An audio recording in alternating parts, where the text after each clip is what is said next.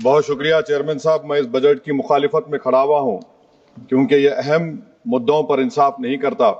मिसाल के तौर पर सर, अगर आप देखेंगे मुस्लिम एनरोलमेंट जो यूडीआईसी का डेटा है 2021-22 का, मुसलमानों का एनरोलमेंट गवर्नमेंट का डेटा बोलता है प्राइमरी में 15%, यूपी में अपर प्राइमरी में 14%, सेकेंडरी में 12% और हायर सेकेंडरी में 10%।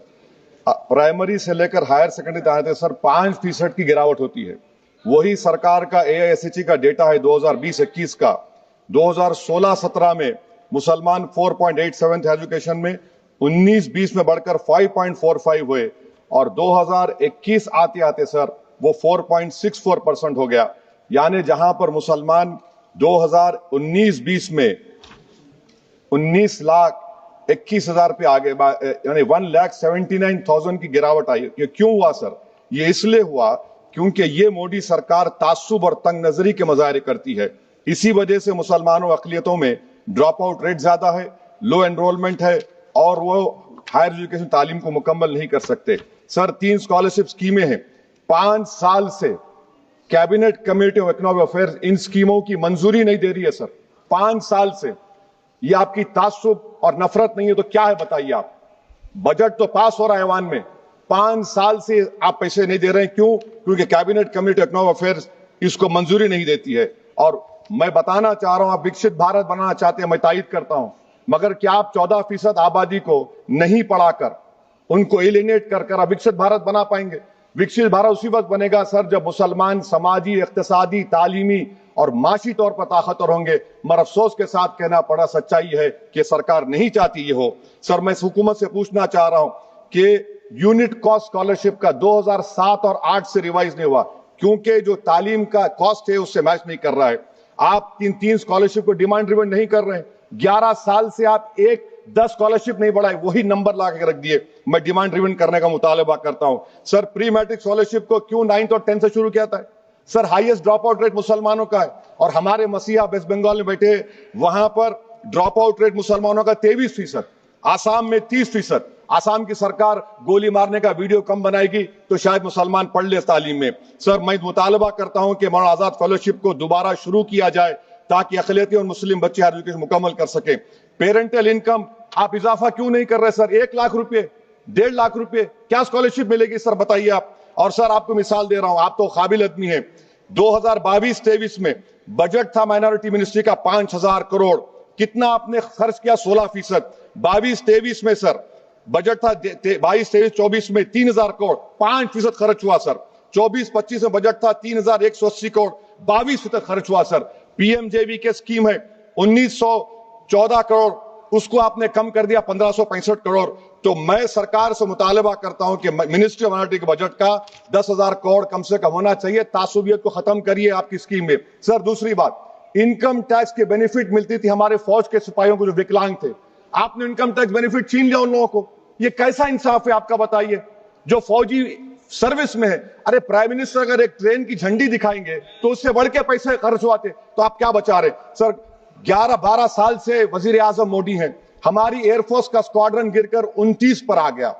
12 साल से आप प्रधानमंत्री हैं, हम एक मिड एयर रिफ्यूलर एवैक्स को नहीं बढ़ा सक रहे। पाकिस्तान के पास हमें ज्यादा एवैक्स है और ऑपरेशन सिंदूर में हमने देखा कि कितनी तकलीफ हुई। सबमरीन का शॉर्टेज है, आपको फिक्र नहीं है सर।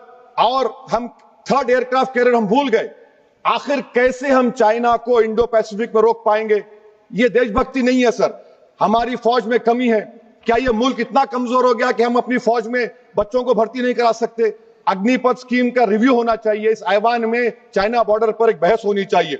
सर आप आ जाइए यूएस ट्रेड डील पर, जो ट्रंप ने एग्जीक्यूटिव ऑर्डर 6 फरवरी का निकाला, सेक्शन 4 कोट कर रहा हूं, डायरेक्टली इनडायरेक्टली अगर हम रशिया का ऑयल लेंगे तो 25% लगा देगा।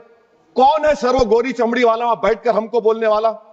किस हमने इस मुल्क को आजाद इसलिए करवाया था कि वहां बैठकर बोलेगा मैं जिससे चाह तेल खरीदूंगा। तुम होते कौन हो? तुम मेरे माई बाप हो क्या? आप 25% लगाएंगे सर। और वर्ड क्या इस्तेमाल किया? इंडिया। यानी अब नायरा जो है, नायरा कंपनी बंद हो जाएगी और हमको मॉनिटर करेंगे आप, भारत को उस पर ओवरसाइट करेंगे। अफसोस की बात है कि सरकार खामोश है। सर 2019 में ईरान का ऑयल मत लो बोले, आपने गलती की, आपने ईरान का ऑयल नहीं लिया। तो अमेरिका ने कहा कि इराक से लो, कंपेरेबल रेट पे, कंपेरेबल रेट पे, मार्केट रेट, नॉमिनल प्राइस पे नहीं।